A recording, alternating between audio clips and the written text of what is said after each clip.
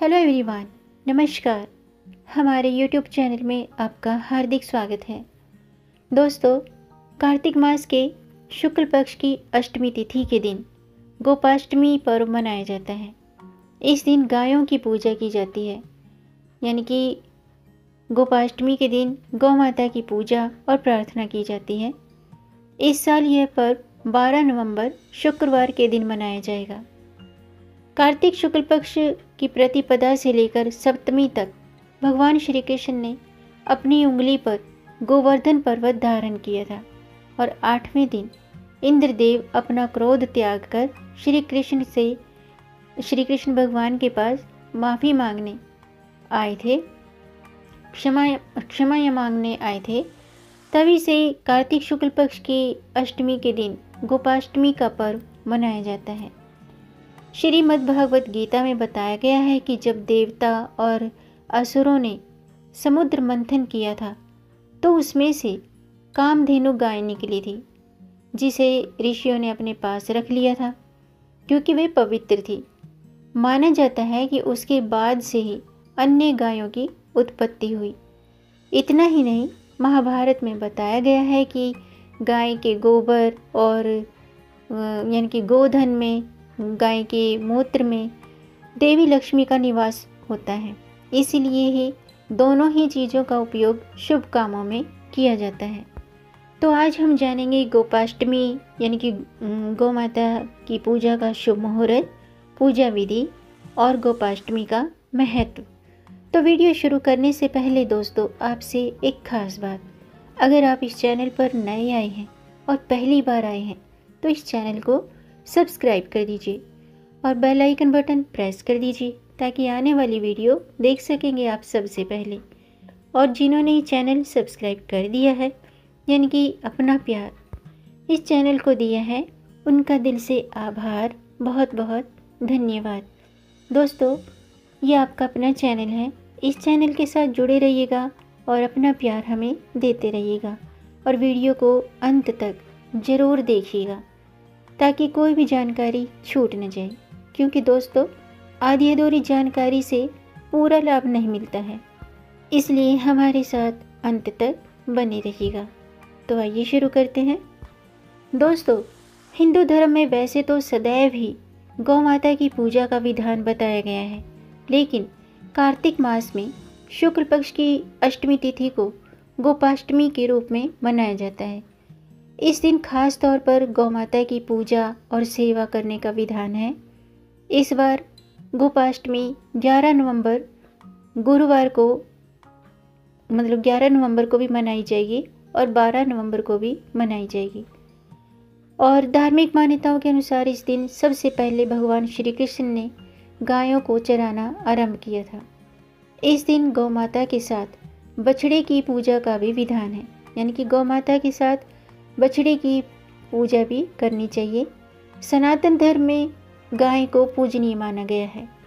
शास्त्रों के अनुसार गाय में 33 कोटि देवी देवताओं का वास होता है। यदि गोपाष्टमी के दिन विधि विधान से गाय का पूजन और सेवा की जाए तो देवी देवताओं का आशीर्वाद प्राप्त होता है। गाय की पूजा करने से भगवान श्री कृष्ण प्रसन्न होते हैं और अपने भक्तों पर कृपा बरसाते हैं। गोपाष्टमी पर गाय की पूजा करने से घर में सुख समृद्धि और शांति का वास होता है। गोपाष्टमी के दिन गौ माता और गिरधर की पूजा करने के साथ साथ कथा भी जरूर पढ़नी चाहिए, क्योंकि कथा पढ़े बगैर पूजा अधूरी मानी जाती है, व्रत अधूरा रह जाता है। तो कथा जरूर पढ़नी चाहिए, इससे पुण्य की प्राप्ति होती है। तो मैं गोपाष्टमी की कथा शुरू करती हूँ, आप भी ध्यान से सुनिएगा।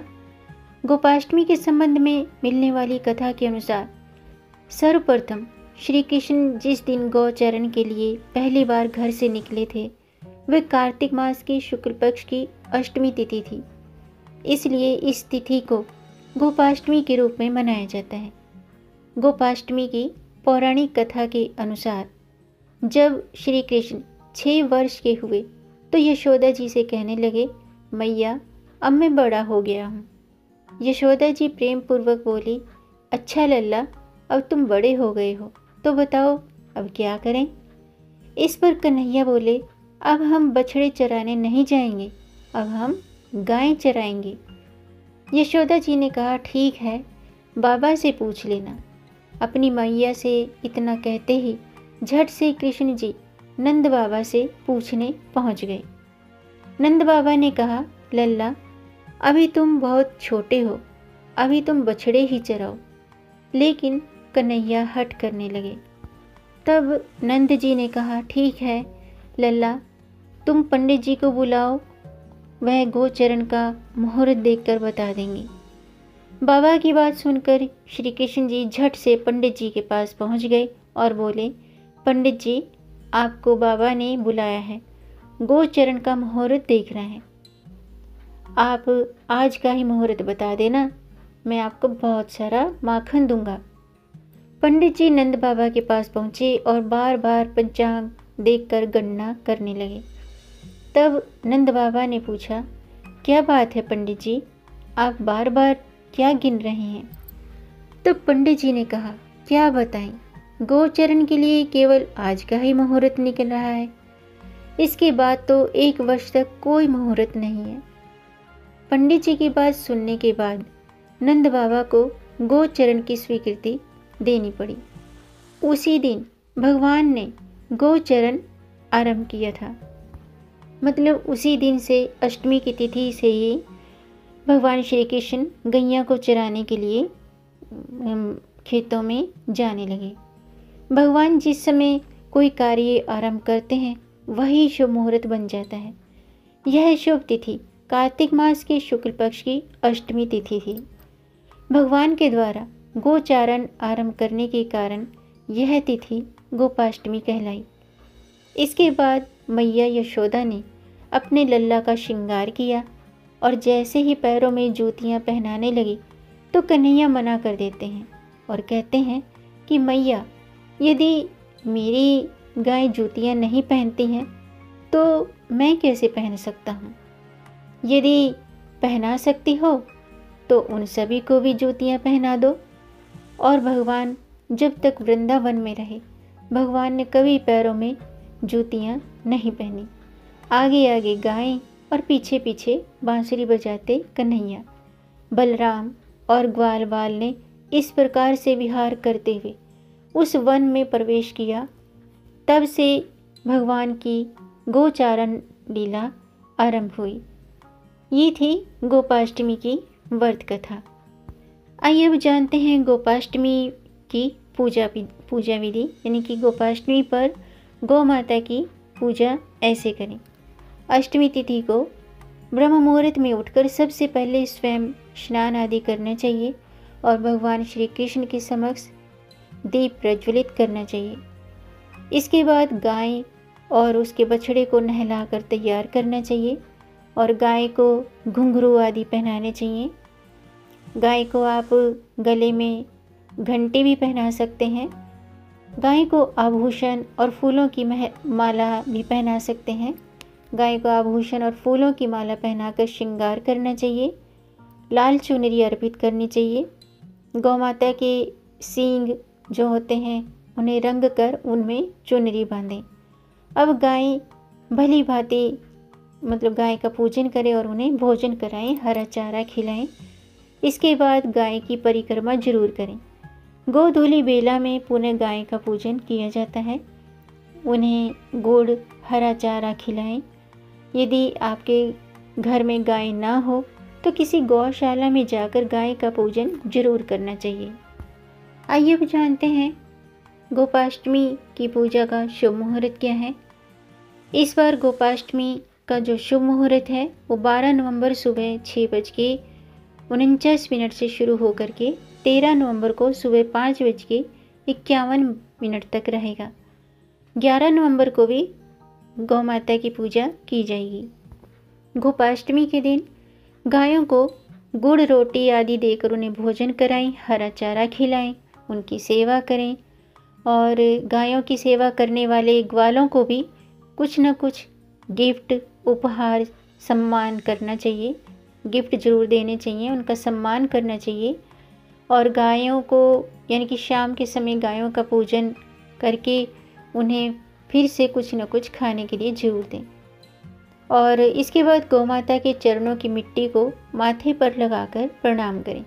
साथ ही ईश्वर से प्रार्थना करें कि उन्हें भी गौ सेवा करने का यह अवसर बार बार मिलता रहे, क्योंकि दोस्तों हिंदू धर्म में गाय को सबसे पवित्र जीव माना गया है। बल्कि जीव नहीं, गाय को देवी माना गया है, क्योंकि गाय में 33 करोड़ देवी देवताओं का वास होता है।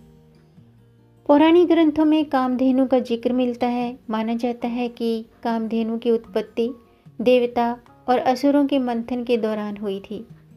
गोपाष्टमी की संध्या पर गाय की पूजा करने वालों को सुख, समृद्धि और अच्छे स्वास्थ्य की प्राप्ति होती है। इसलिए गोपाष्टमी के दिन गाय की सेवा जरूर करें। अगर घर पर गौ माता आती हैं तो आप उन्हें कुछ न कुछ भोजन जरूर कराएं।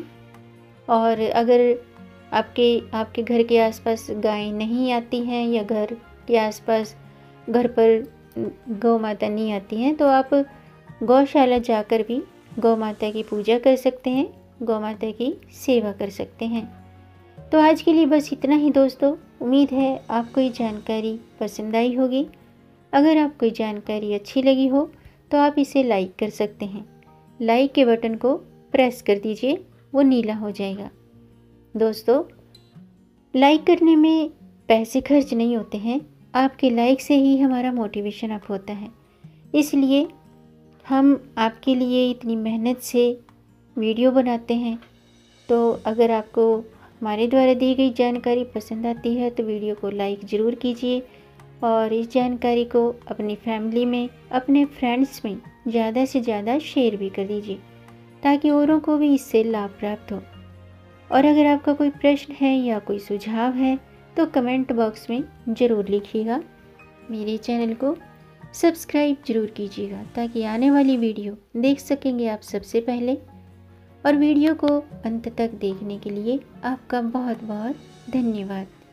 मिलेंगे नई जानकारी के साथ, तब तक आप खुश रहें, स्वस्थ रहें, अपना ख्याल रखें और अपनों का भी ख्याल रखिएगा। जय श्री कृष्ण, जय गोपाल, जय गौ माता की।